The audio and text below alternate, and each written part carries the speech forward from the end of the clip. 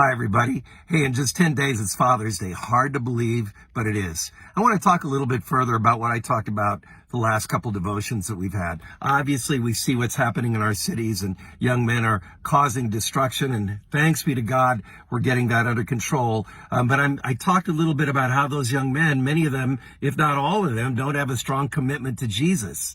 And, the destruction of property, destroying people's goods, stealing things, looting things. I said, if those kids knew Jesus and were highly committed to him, this probably wouldn't be happening. But I believe there's a second reason why a lot of this has happened. How many of those young men, and in some cases young women, have strong, committed, responsible Christian fathers? Fatherhood is huge today, right?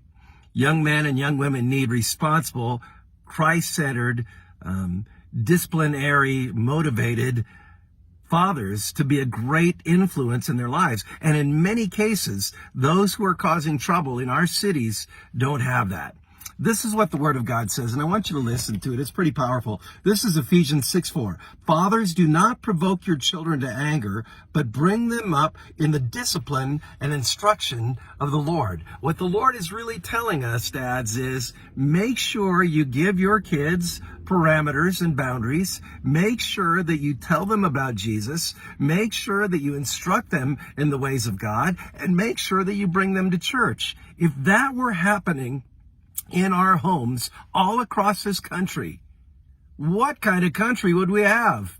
I heard a guy say many years ago, a secularist, but he was spot on when he said this. He was a media guy. He said the two major factors in America today are irresponsible fatherhood and kids without discipline in the home.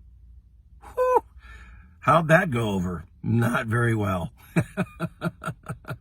But I want to tell you, that's what's scriptural. These kids need responsible, Christ-centered dads.